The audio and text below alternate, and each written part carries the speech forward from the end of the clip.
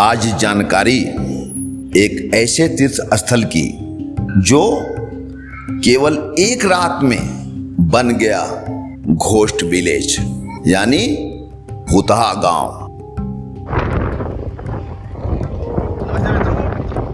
आज हम आ गए हैं उस स्थान पर जहां पर भारत की धरती खत्म होती है, आगे समुद्र है, उसके बाद श्रीलंका शुरू होता है।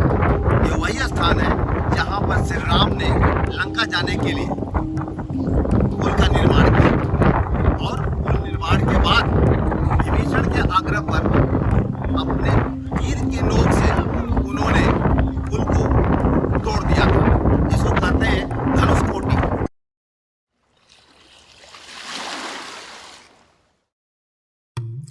बाईस दिसंबर का दिन था और समुद्र के किनारे भारत के अंतिम छोर पर बसे इस शहर में सब कुछ आम दिनों के तरह ही चल रहा था।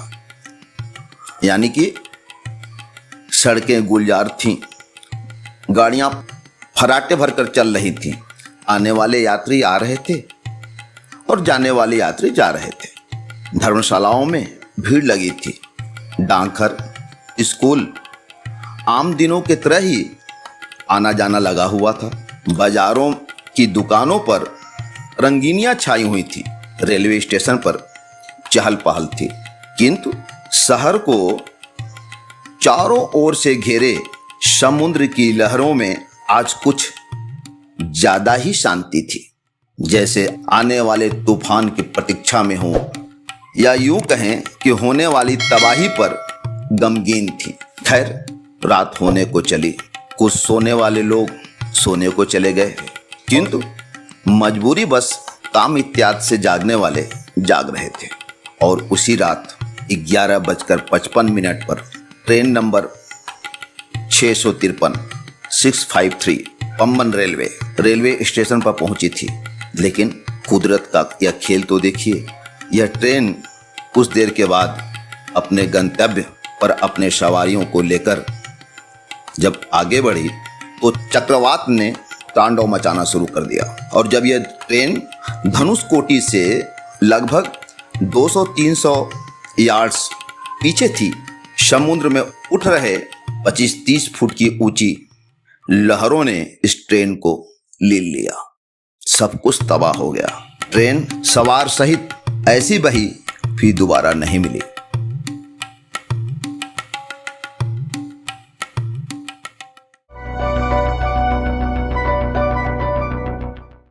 नमस्कार मित्रों, सन 1964 के 22 दिसंबर को आए चक्रवात ने रामेश्वरम के धनुषकोटि को पूर्णतः बर्बाद कर दिया था।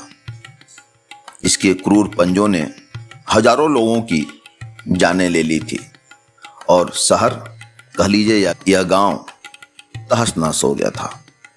तो मित्रों, आज हम आपको जानकारी देंगे धनुषकोटि नामक स्थान की। चलिए शुरू करते हैं।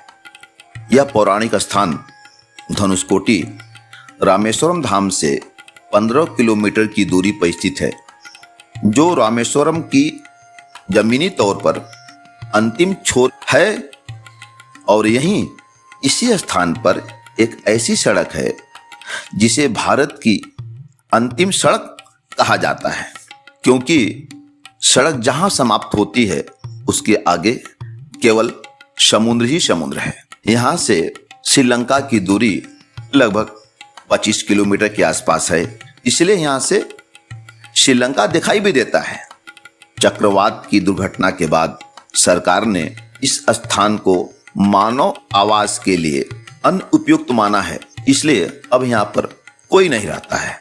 यहाँ तक कि जहां तक सवाल पैदा होता है यात्रियों को, तो यात्रियों को यह निर्देश का पालन करना होता है कि यहाँ पर सुबह उनको आना है और शाम तक ही केवल उनको ठहरना है, यानी शाम होते यहाँ इस स्थान को छोड़ देना पड़ता है। 15 किलोमीटर लंबे इस मार्ग में आपको कुछ मंदिरें तो कुछ मछुआरों की झोपड़ियां भी दिखाई देंगी। शेष चारों तरफ केवल तबाही ही तबाही, यानी खंडहर ही खंडहर दिखाई देते हैं। यह रहस्यमय स्थान एक भूतहा गांव के जैसा है और अत्यंत डरावना भी। यह स्थान पौराणिक दृष्टिकोण से अत्यंत पवित्र और महत्वपूर्ण है, क्योंकि मान्यताओं के अनुसार भगवान श्री राम और उनकी सेना ने पुल का निर्माण यहीं से शुरू किया था और इसी स्थान से लंका की तरफ प्रवेश भी किया था। वैसे राम सेतु के कुछ भाग यहाँ पर साफ साफ दिखाई भी देते हैं। कुछ मान्यताओं के अनुसार कहते हैं श्रीलंका विजय और रावण वध के पश्चात श्री राम भक्त और लंका के नए नरेश विभीषण के निवेदन पर भगवान श्री राम ने अपने धनुष की नोक से पुल के कुछ भाग को नष्ट कर दिया था।